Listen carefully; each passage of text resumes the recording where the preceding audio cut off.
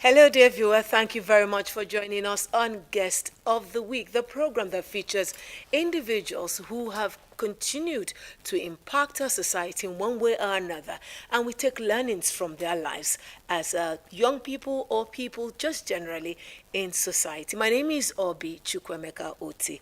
My guest this week is a political scientist. He's also a strong player in the public sector and, of course, has vast knowledge in the issues of governance. Welcome with me, ALHAJI LASISI OLUBOYO. Thank you very much for being my guest. Madam. All right, let's go straight into it. Let's get to know, how was it for you growing up as a child? Were you one that you would say was born with a silver spoon? No, it's far, far, far from that. Once again, my name is Prince ALHAJI LASISI OLUBOYO, former Deputy Governor of Ondo State. I was born and bred in Ikare Akoko North East Local Government, and that is exactly where I schooled. I went to primary school, Muslim primary school, Okela, and I finished my primary school 1975-76. And little wonder, I couldn't proceed my education. So I have to do labor job. You see, that's why when you asked me whether If you were born with a silver spoon. So I'm not even from Atapadadide. I'm from Erofo. So it was very So that tells you that irrespective of what you're beginning. Exactly. That is exactly the point I wanted to bring out. So my mother tried, and she worked hard to make sure that I go to school. So precisely in 1978, I gained admission to secondary school. And again, in my community, so Agulo High School. So we are the first set, and that is where I passed my school certificate. So in 1983 to be precise. And the result is not encouraging. I'm not the type that will come to here to come and tell people that I'm this. I'm a very, very brilliant guy. No, because you see, you have to go to farm. The opportunity the children of nowadays have, in fact, is amazing. We suffer a lot, I must tell you. Okay. We suffer a lot. So, and throughout my education, is self-sponsored program. Okay. So how I go to secondary school, my mother tried for me. So, but when the result came out, it was not in a Wasn't very too good. Yes. So I still have some deficiency in 2 or 1 paper. So I have to go back to school. So I went to St. Patrick Oka, Africa. St. Patrick Oka to retake. So where I had 6 credits at a seat. So then. So you didn't let that first failure, you didn't let it shape who you became later in life? Because I'm determined. You see, it's not that the brain is not there, but the concentration and time to do the yes, to because you said you had to juggle farming and education at the same time. I remember in Ikare when I was selling ice cream, using using bicycle to sell ice cream. I remember when I was a clerk to one of our brother, Jimmy West, selling cement. So I've seen it all. That is why I said I'm not from even Akpata Dide. I'm from Erofo. So before you continue, this is quite insightful for me, because you didn't let all of that situation, the rigors that you had to grow up with, you didn't let it shape or determine where you could get to. Yes, exactly. I'd like you to speak to some of our youths today who have this sense of entitlement, this uncle, this help me, if that mother had done what she was supposed to do at that time. Not really, like you said. What Actually, they have today, in my own case, what they have today, the opportunities is nothing compared to what you had to go through. In my own case, moderator, in my own case, you see nobody in the front and nobody in the back. So I'm the only son of my parents. Yet you didn't give up yes, hope. So I didn't give up. So that's why I'm so determined that, well, by that time too, we don't know that education is the legacy. So, but one was just trying to buckle up. When you see your mate who has gained admission, who is doing well in the school, during the holiday they will come back, and you see them, they'll be speaking English. So these are one of the things that inspired me to go more, to make sure that I go. And for your information, I went to Lagos in 1984. So with my school cert, so I got employment. I was employed by Nigeria Social Insurance Trust Fund. Okay. By that time, it was being called NPF, National Provident Fund. Okay. So as a clerk, I was working there. And what inspired me more to work, at times when somebody thinks, or when an organization is not favor you, maybe by their policy, so you would think that they are not helping you. So no, it is to provide, to prepare you for the future endeavor. So I was stagnated for 9 years without promotion. But despite that, you did not sit down for a pity party for yourself. Because the reason is not that I didn't do my work diligently. The reason is because I don't have a satisfied certificate to get to the officer rank. Okay. So that led me to sit for A level. So I went to evening classes. I sat for A level, and I passed 2 credits out of 3 that I sat for. Economics history. I passed it. So what am I trying to say? So when I submitted my certificate, because you have to be hardworking as well, you have to have your certificate. So when I submitted it, after some years, I was promoted to assistant executive officer. We call it AU. Then my own is general duty. Okay. So they can post you to any of the departments, and that gave me another ample opportunity to see life, to know what administration is all about. I work as a benefit officer. That means those who process the benefits of the retiree. Okay. So after that, I work in admin. In fact, at a point in time, I was admin officer in Ondo State. So I was in charge of admin in Ondo State. So later, I was also promoted to compliance inspector. So we call it compliance inspector. That is, after working in audit department, I was posted out to do field work. So in the process, I started to acquire this certificate. So it was a long journey. So I applied to Lagos State University. By that time, they are running a program called COSIT. So I was admitted because I have all the prerequisites. I have my paper qualification. So I gained admission there. I started the course. But you see, from here to Lagos, it's not an easy thing. And I tried to apply so that my employer will take me to Lagos, since we have our offices all over the federation. So they say it is either I do my job or I go to school, leave the job. So, well, after a year in that university, I'm fed up because of the cost, the risk, and the time. It's not there. So, well, I started. You let it go? I let it go. So, fortunately enough, they transferred me to Ibadan, where we have so many institutions. Okay. So, I tried to gain admission. By that time, these satellite campuses has spread all over the country. So I gained admission into one of the universities. I don't want to mention it. Okay. So later, after 2 years, they say the satellite campuses that is up to so kilometers to the main campus should be cancelled. That can be frustrating. So I say, okay, well, if that be the case, well, I don't need to waste my money.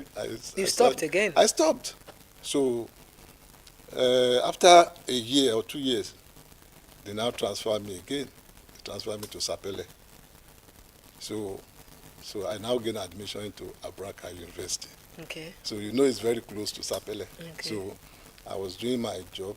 I was doing what, and that is why anytime I heard about somebody forged certificate, Somebody is parading himself. You know, it is very common these days. Yes. Somebody who don't serve NYC, you don't even go to university, so you just see him at the top. So because I know that there is a day of judgment and a day of accountability, so whatever you do that you put on that carpet today, tomorrow it will come to the surface of the. So I know some of my friends who do abracadabra, who got the certificate, they went away with it, but because it is a civil service job. But when it comes to politics, if you are not sure that it is your mother that born you, you dare not near politics. So because somebody will dig it out somewhere. Because they will tell you, they will find out. So thank God, glory be to God. I was successful. I have 2-2. It's deliberate because while others are struggling, I say no. I will play 2 to university. I want university to play me 2, so that it's 2-2. So that is where I am presently. Though I've tried to do to further my education, but because of one reason or the other. So in the year 2005, so one of my boss, because I won Southwest Award twice. So one of Southwest Award for what? Best staff? Or? Best staff for NSITF. So one of my MD, I've forgotten his name, Mr. Nausama, we worked together in Lagos. So they now make him GM North Enugu. So I was posted from Sapele to Warri. So they now requested some to have new staff. So that is where they contact me that ALHAJI so want me to come to Maiduguri. So yes, Maiduguri. I said no, I will not go. So the following day I just tendered my letter for resignation. By that time I've spent 21 years and some months, so which I'm entitled to retirement, voluntary retirement, and I got all my entitlements. Okay, so at what point did you think, okay, politics, here I come? Well, that was when there is no job, when you don't have job, and you have it in your blood, because I read political science. So I was a union when I was in the office, when I was working.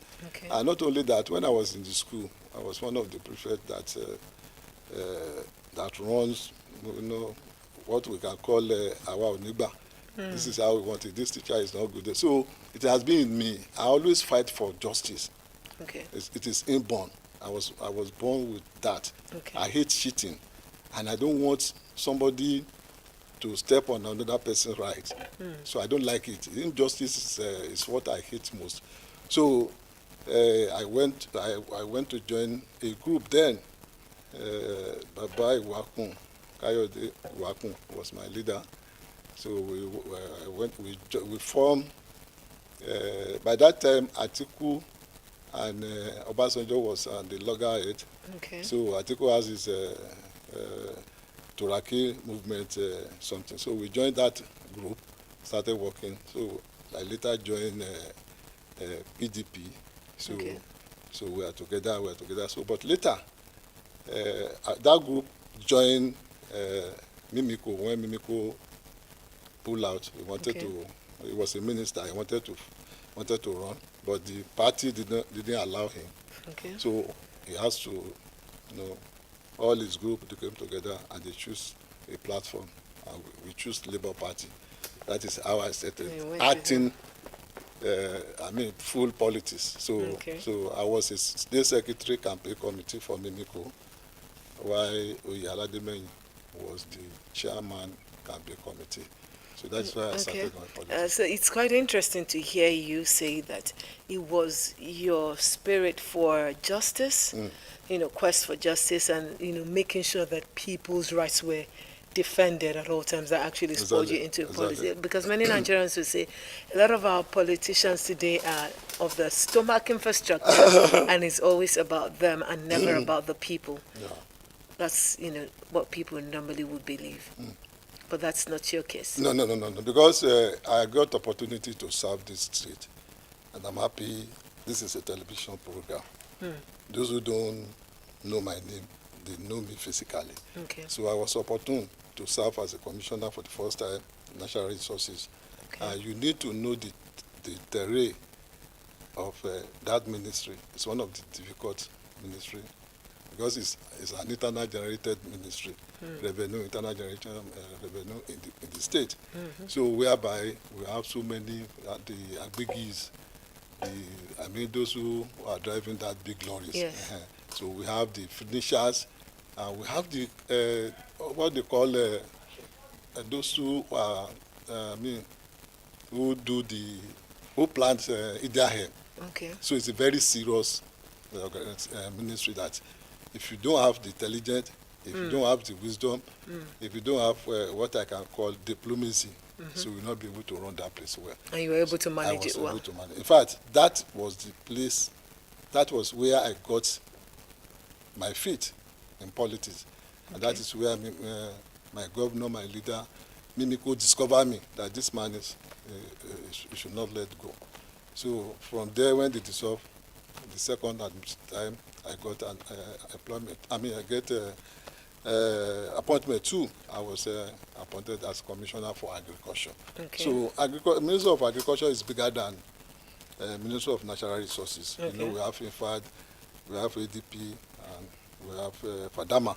So all these agents are federal government products. So that also exposed me. That is how I have my full flesh in the politics. Okay, and then from there you moved on to God be the glory. Cross-carpeting to All Progressives Congress, the ruling party. Yes. All right, let's talk about the issue of cross-carpeting in Nigeria. A lot of people will say that our politicians do not have our parties. There are no ideologies, and that's why it's very easy for politicians to cross-carpet from one party to another. Before you know it, they've moved on to another, just seeking their own, self. Yes. Well, I don't believe that. There is no party. If you open a manifesto of any party, it is full of ideas. There are so many ideas. There is rules and regulations.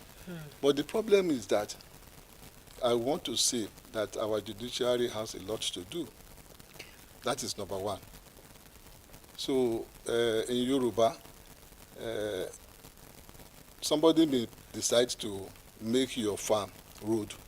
It is you, the owner of that farm, that will not tolerate it. Okay. So that is why there is law. There is law simply because people should obey it, and there are some people to implement it. Let me tell you, in Nigeria, we have the best constitution, because I'm a student of government. We do? Yes. But many consequential voices keep saying that it has never been from the people, and it can never represent the thoughts of the people. I'm not talking about the source of the constitution. Okay. I'm talking about the whole constitution as a whole. You see, there must, as time progresses, as time goes on, there must be reform, amendment. That is why there is a room for amendment. So you do not agree with those who say we should thrash it and then come up with one that is originates from the people themselves? You see, who are the people? I want to believe that 1999 constitution did not come from the sky now. It's some people that sit down, they start down and develop it. But what I'm talking about generally, I'm not even talking about the constitution and the amendment or something, but I'm talking about that paper. That paper, if you look at it, it spell out your right. Where your right stop, that's where my right started. Yeah. But the implementation is not there. In Britain is operating written and unwritten constitution.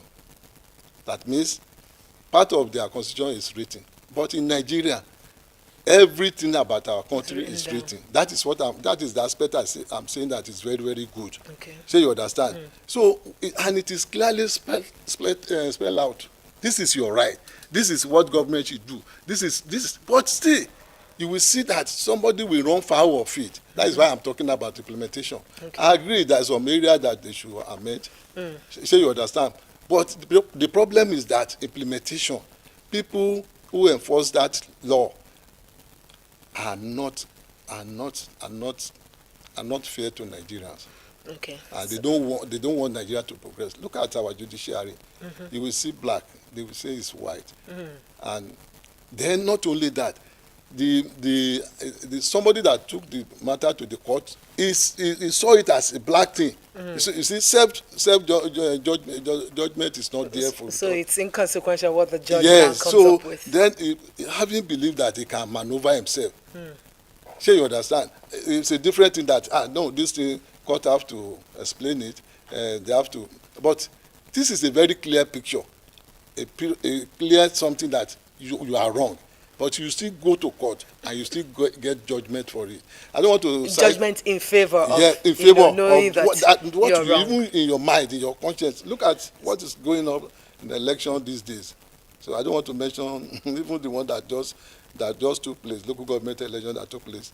You see what happens. So I believe, like I've said, I've been issue from the beginning of this program, that I want justice. I don't want people infringing another man's right. And so do you believe with the people who say that judiciary used to be the last hope of the common man, but it's not the case today? You see, when you talk about judiciary, you talk about the judges. Yeah. And don't forget, they are all human beings. So you understand? Yes. When you talk about school education, you talk about the teachers. They are all human beings. You see, when the system is polluted, when the system is not good enough, like teachers who knows that when after his 35 years in the service, he will not get the pension in time. So you understand? So, and he knows that life continues. So the case will be agota. Yes, exactly. The judge that knows that somebody who was a governor for 4 years went home with billions of naira, and you know the type of job this judge is doing. It's cerebral. It's something about brain. They write a lot.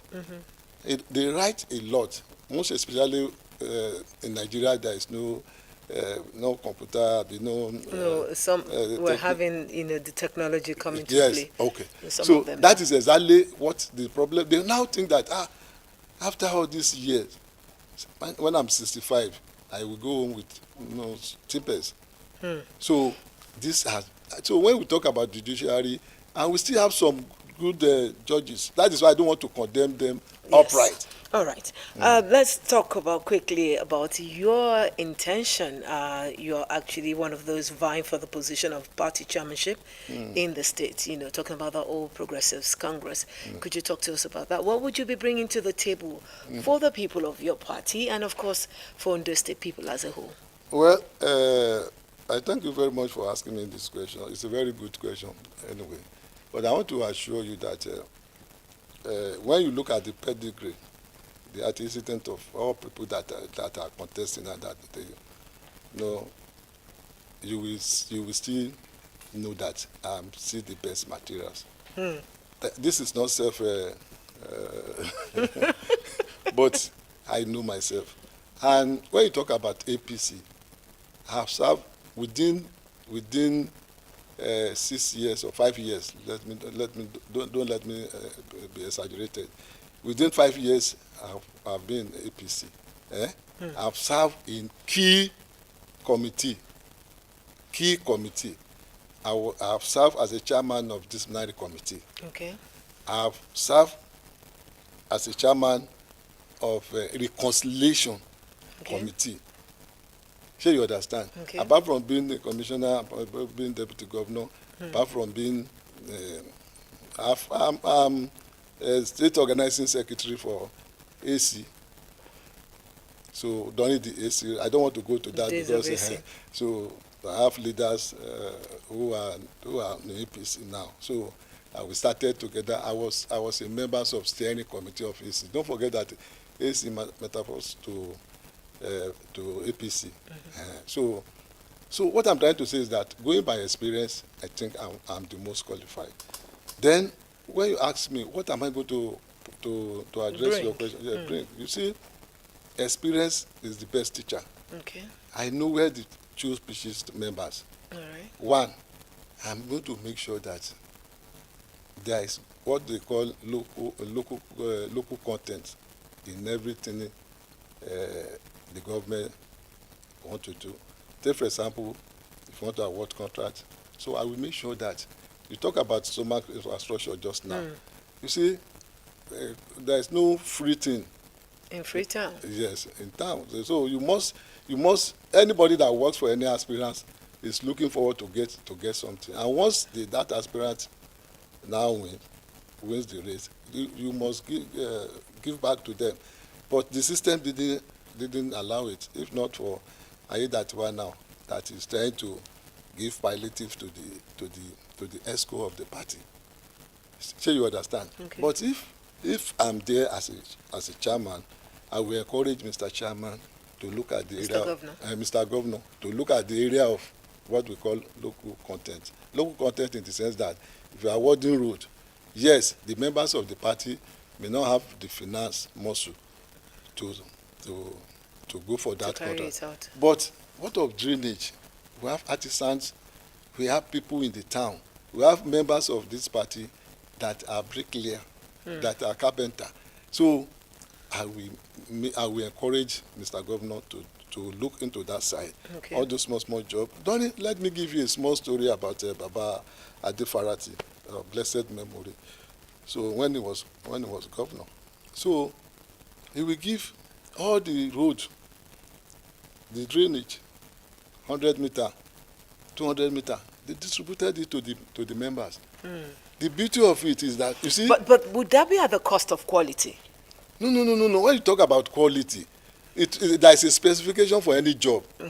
So that the issue of quality is not what there must be specification. Because we've had issues in the past where people say it's more like compensating party. When you don't do it, it becomes compensation. When you are giving something job to do, you don't carry it out, and you don't do it to the specification. Yes. So in any contract there must be specification. 3 palm, 1 cement.